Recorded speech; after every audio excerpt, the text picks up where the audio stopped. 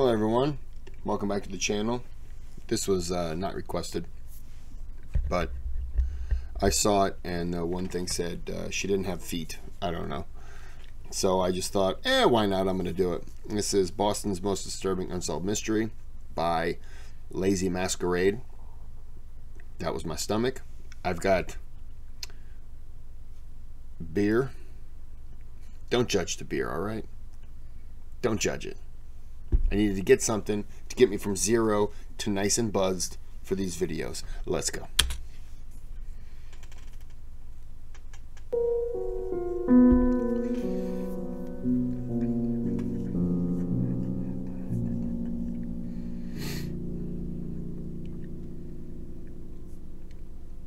Today's video is sponsored by Raycon.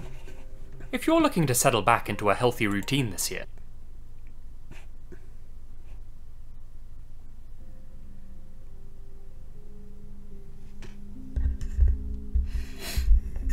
we often hear about blessings in disguise. A minor accident that leads to a doctor examining you, only to uncover a ticking time bomb in your brain that would have otherwise gone unnoticed. Missing your train home from work when you're exhausted, only to meet the love of your life on the platform. Such stories aren't uncommon, but it is rare to hear about curses in disguise, seemingly positive events or encounters that actually lead to our own ruination. For example, did you know that winning the lottery dramatically increases your odds of being murdered by a stranger? By about 20 times, according to some studies. What? And that's not necessarily because of the money itself, but because of what it buys you. Today, we'll be exploring the case of one such It buys you getting murdered? lucky individual. Carina Holmer, a young Swedish woman who had no idea her prize winnings would buy her a first-class ticket to a terrible fate. 19-year-old Carina was a kind-hearted, adventurous spirit, described by those who knew her as the sweetest, kindest person. Born and raised in a small village in Skillingard, this young Swede had big dreams of leaving her homeland and exploring the world while she was still young. In 1996, Lady Luck smiled on Carina when she won the equivalent of $1,500 on a lotto scratch card. Not the biggest jackpot, but enough to make a huge difference in her life. With some newfound cash in her pocket, Carina was finally able to make her dreams a reality. In March of that same year, she caught a plane from Sweden to the US, ready to begin a new and exciting chapter in her life. But as we all know, fate can have a cruel sense of humour. And despite her seemingly serendipitous lottery win, Carina's good fortune would soon turn sour. After arriving in the States, Carina chose to settle. Figured it was an ad. I didn't see the ad countdown clock. It throwed me. I didn't see it. After arriving in the States, Carina chose to settle in Boston, Massachusetts, and quickly found work as an au pair in the affluent suburb of Dover. Her employers were Frank Rapp, a commercial photographer, and Susan Nichter, a prominent painter. They don't look real. Carina spent most of her weekdays taking care of their 2 children, whilst the couple got on with their creative work. The weekends, however, were hers to spend as she wished. Being a friendly and outgoing person, it didn't take Carina long to form a close network of friends with whom she would often socialise with in the evenings. She even began diving into the Boston dating scene, and had a couple of admittedly short-lived relationships with a local policeman and a man from the south of the city. All that's to say, Carina had quickly settled into her life in the US, and had become comfortable and familiar with her new surroundings. On Friday, June 20th, 1996, Carina and 3 of her new friends went to Zanzibar, a trendy night spot in downtown Boston, hoping to enjoy a night of drinking and dancing. The group, who were all mostly nannies from overseas as well, met up at Carina's loft. I say Carina's. The lot actually belonged to her employer, Frank, who let her use it during the weekends. A private space for her to enjoy on her days off, away from the children whom she had to take care of the rest of the week. It's cool. Located on A Street in the South End, It also happened to be very close to Boston's nightlife district. Karina got dressed up in her favourite skin-tight, silver-coloured trousers, and after enjoying a few drinks with her friends at the loft, the group stumbled to nearby Zanzibar on Boylston Place. Karina's mature appearance, confident demeanour, and fake ID meant she had little trouble getting inside the club. But cheating her way into Zanzibar would prove to be the biggest mistake of this 19-year-old's young life. By all accounts, the group had a fun night inside the bar, socialising, dancing, and consuming a lot of cocktails. So many, in fact, that it wasn't till closing time that they all realised Karina was no longer with them. At some point during the evening, she must have left without saying goodbye. That was unusual, they thought. Still, this was 1996, and they had no way to contact her. They thought little of it, and figured that she had just gotten tired. Her loft was within walking distance after all. After exiting Zanzibar, they all went their separate ways, back to their own apartments. Nobody heard from Karina for the next 30 hours. Then, on Sunday, June 22nd, at approximately 1:30 p.m, a stomach-churning discovery was made. A homeless man in the Fenway Park area was out searching trash cans for recyclable containers. Inside a dumpster, just outside of an apartment building on Lansdowne Street, he came upon an object stuffed inside a black garbage bag. The top half of a blonde woman's torso. Her body had been sawn in half at the waist, just below the ribs. Her spine was the only bone that had been severed. The lower half of her body wasn't inside the dumpster, and despite a thorough search of the surrounding area, neither her legs nor lower waist could be located. Damn. The victim's upper half had been meticulously cleaned, scrubbed of all dirt, makeup, and, crucially, DNA evidence. Most of her blood had been drained. Red marks around her wrist indicated that her hands had been bound. Forensic experts were able to find a partial fingerprint on the black garbage bag she had been wrapped in, but frustratingly, it didn't match with anyone on the national database.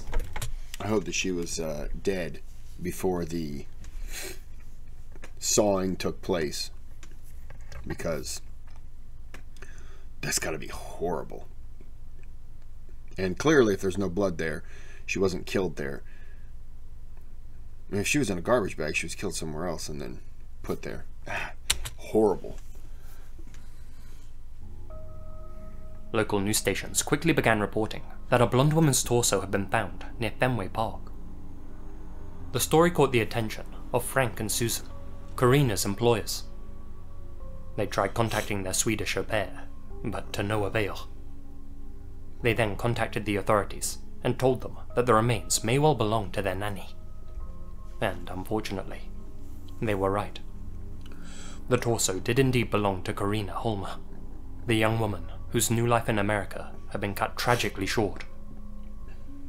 Karina's family back in Sweden were immediately informed of their daughter's demise, and an investigation into her slaying quickly began. After a thorough examination, the coroner was able to determine that Karina had been strangled with a rope or a cord prior to being cut in two, probably by someone using a power saw. This information led detectives to consider two possibilities. One, that Karina had been slain by an opportunistic serial killer, one who liked to kill with a rope rather than his hands. Or two, that Karina had accidentally been killed after going to bed with someone. Specifically, a person who liked to use bondage equipment. Is there a serial killer that cuts their victims in half with a power saw? Because if so, yeah, you could look to that guy. But just to say, oh, it's a serial killer who likes to kill with a rope and strangle people, does he typically cut them in half? Because if no, I would say it's probably not that serial killer. Just throwing that out there. Then, after realizing he had strangled Karina during their session, that individual panicked, and using a saw, sliced the poor woman in half, either believing it would make her easier to dispose of, or wanting to eliminate some crucial DNA evidence from... Or it was a guy who followed her, attacked her, tied her, choked her.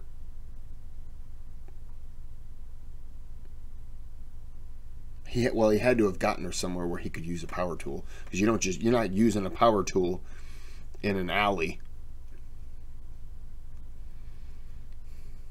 So he must have gotten her out of there. I don't remember now the time discrepancy as to when they last saw her to when, that makes a difference. Her lower half. The first order of business for detectives was determining whether the perp was someone Karina knew, or whether it was a stranger. To do that, they'd need to retrace Karina's last known movements from that fateful Friday night. But that would prove to be more challenging than anyone anticipated. Karina's friends and all of the other bar patrons seemed to have conflicting stories about her departure from Zanzibar, making it nearly impossible for detectives to figure out how, and more crucially whom, she had left with. One of her friends recalled seeing a very intoxicated Karina stepping out of Zanzibar at approximately 3 AM, accompanied by an older man whom she had never seen before. According to this friend, Karina said that she was going to an after-party with this unknown male. A second patron said that Karina had actually fallen asleep inside the venue's bathroom and was subsequently kicked out by a bouncer. A third recalled seeing her exit by herself sometime between 2 and 3 AM. Those are three wildly different stories. After leaving, Karina tried to re-enter the bar, but was turned away because it was almost closing time. After being denied re-entry, multiple eyewitnesses reported seeing a girl in silver pants, quote, bouncing around an alleyway close to the venue, dancing with a homeless man and complaining that her friends had abandoned her. After that, her movements become hazy again. One witness claims to have seen her talking with 4 men inside a parked car. These men were apparently inviting her to another party. A final witness, a man who had accompanied Karina and her friends to Zanzibar, claims to have spotted her sitting in a grey Mitsubishi with 2 other men as everyone filed out of the closed venue. Apparently, he even leaned in through an open window and told her, "Let's go. You came with us. We're leaving." One of the unknown males in the vehicle responded, "Get away from the car, you little bitch, or I'll crush your fucking head." Damn. It's unknown how reliable any of these witness reports actually are, but given that Karina may have been alive for as long as 24 hours after she was last seen, it's strongly suspected that she was indeed driven to a second location. With so many different versions of Karina's final movements, told by witnesses whose memories were admittedly a little foggy, it was impossible to build an accurate timeline of events. As such, investigators turned to the most credible witnesses at the scene, the ones with perfect recall: Zanzibar's security cameras. There you go. After combing through the grainy CCTV footage from that night, they found images of Karina outside the bar, chatting with a man in his 40s who had a large, white dog with him. Both this man and his dog were dressed as Superman. The figure was soon identified as Herb Witten, a man from Andover who was known to the locals. He would often dress himself and his pooch up in superhero costumes and hang around outside Zanzibar, chatting with whoever he could. The footage seemed to suggest that he had offered Karina a ride home that night. Yet, despite his eccentric behaviour, Herb was ultimately harmless, and since he had a tight alibi, he was swiftly ruled out as a possible suspect. Herbert would go on to end his own existence less than a year later. Having to deal with the fallout of being a suspect in a murder case was too much for him to bear. Damn. His lawyer described him as a decent guy who had some problems. The lead detective on the case, Thomas O'Leary. He's a guy with some problems. He dresses in a Superman costume and goes downtown bar hopping to talk to people. Not to go in with his dog. I'm not saying there's anything wrong with that, but in the list of things that would make me look at somebody and say, what the, is a person in a Superman costume with a dog? Why? What are you doing, man? Get a hold of yourself! Simply said, he didn't do it. the homeless man who Karina was seen dancing with, a gentleman by the name of Juan Polo, was also tracked down and ruled out as a possible suspect. Whoever had taken Karina's life must have had access to a private building, a place nearby where he could privately dismember and drain her. Juan Polo had no such place to take her to, and didn't own any tools which he would have needed to bifurcate her.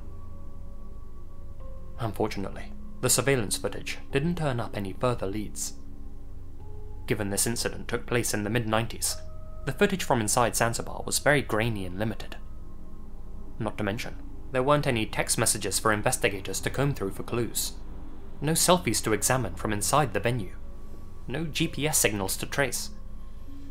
In short, there was very little real evidence to work with.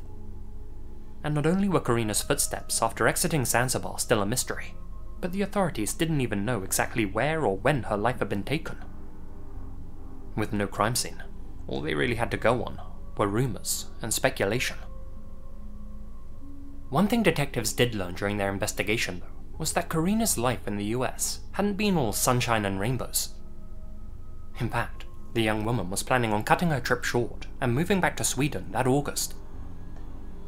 Karina had written letters to her family back home, saying the American dream wasn't all it was cracked up to be, and that she missed being around her nearest and dearest. In one letter, she wrote, "There's always so much cleaning, and I think I'm stressed all the time, so this isn't exactly what I thought it would be." But it was another letter that she had sent to a friend back in Sweden, which really caught the investigators' attention. In that letter, addressed to her friend, Ulrika Svensson, Karina said that the real reason she wanted to leave America was because, quote, "something terrible had happened." She didn't elaborate further, stating that she would tell Ulrika everything when she returned home. Sadly, she never got the chance. The discovery of this letter left everyone confused. Frank Rapp and Susan Nichter, the couple who employed her, hadn't noticed any signs that Karina was in distress or facing troubles. With few other leads to go on, detectives decided to question Frank and Susan further, asking them for specifics about Karina's life in the US. To their surprise, however, rather than cooperate with their investigation, Frank and Susan instead lawyered up and refused to answer any questions. To some people, that might... There's nothing wrong with that. I know some people might say, and he's probably going to say it too, that looks bad. It's the smartest thing you can do. If you're ever in a situation where the cops want to talk to you, you don't have to answer anything. I will stress this again. Does not matter what it is. If you're pulled over for a ticket, they want to bring you in for questioning, anything you say can and will be used against you. Just remember that. You're not obligated to answer any questions. So, if they want to bring you in to ask you just a few questions, we just want to clear some things up, lawyer up, because they're going to try to fit you. You're a square, and you're a square peg, and they're looking at a round hole. And if they can, so just lawyer up.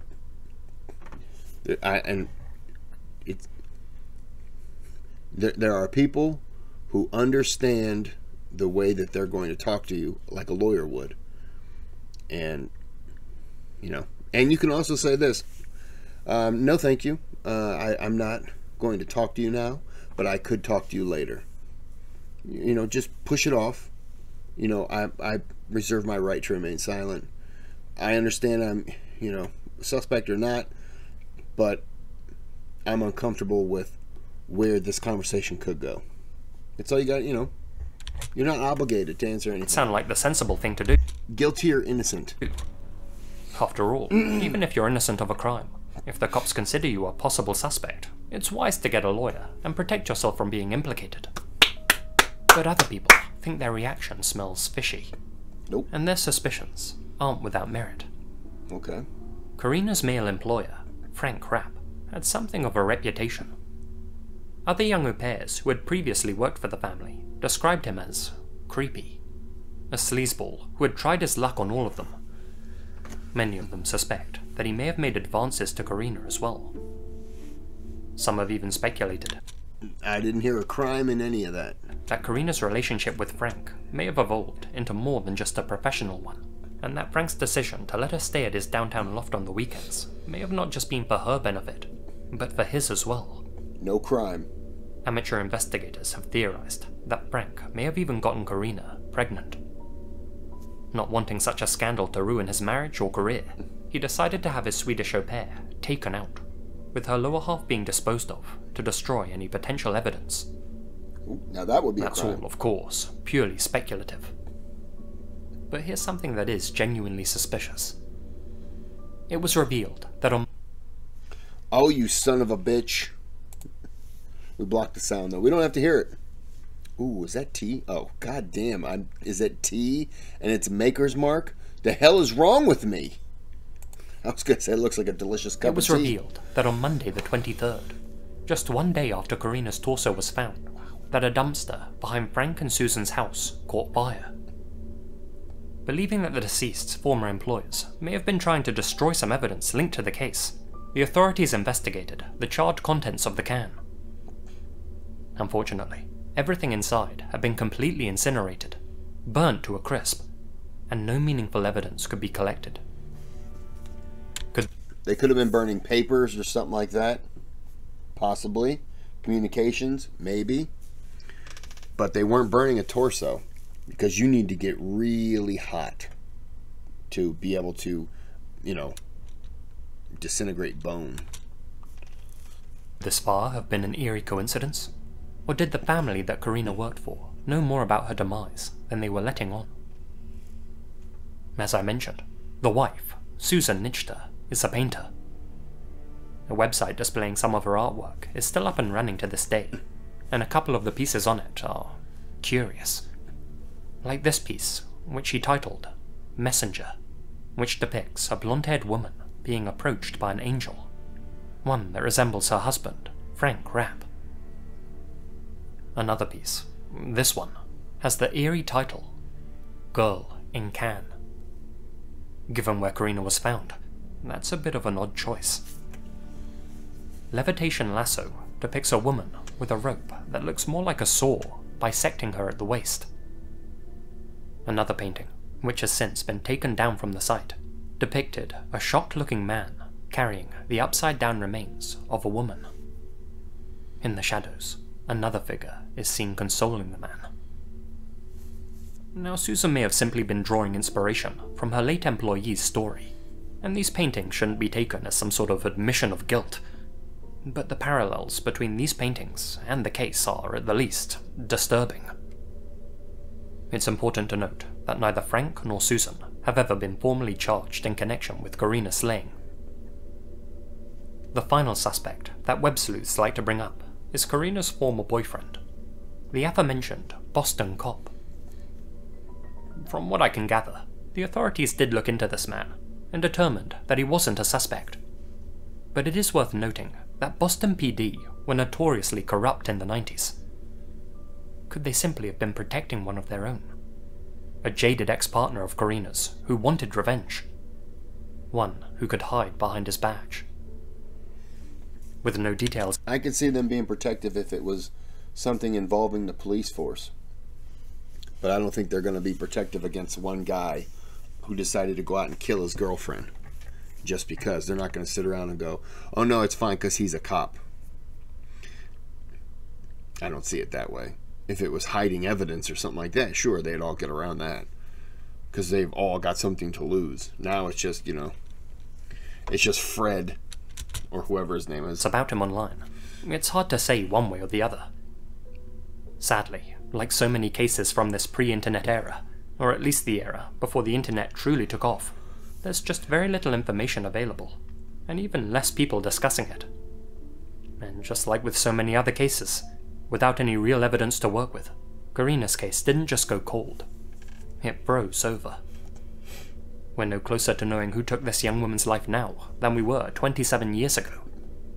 And in the place of answers, we're left with a plethora of questions. When exactly did Karina leave Zanzibar, and who did she exit with? Where was she taken to, and who had taken her? Where was the crime scene, and how long had she been kept alive before she was cut in half? What was the terrible thing that Karina alluded to in her letter that she wrote to her friend? Did anyone in her life know more than they were letting on? Karina Holmer came to the United States with big dreams, but what was supposed to be a new chapter in this young woman's life turned out to be its closing pages. And at least one person out there knows the truth, and is, in all likelihood, still walking free, with the knowledge of what it's like to saw a human being in half, locked away in his head. It's as haunting today as it was back then, if not more so, said Boston prosecutor David Meir. Because no one's come forward. Because whoever is responsible for this, whether it's one person or more than one person, has apparently not slipped up and said anything to anyone. And there's no crime scene. There's no ability to determine with any definite basis how she was killed, why she was killed, where she was killed, never mind who killed her. Today, 27 years later, Karina's killer remains unidentified, and the bottom half of her body still hasn't been found. Above the dumpster where Karina's torso was discovered, there now rests a sign, and although it's an official one, it almost comes off as a dark joke, left there by Karina's killer, and aimed at the investigators, who failed to catch him. No dumping. Police take notice.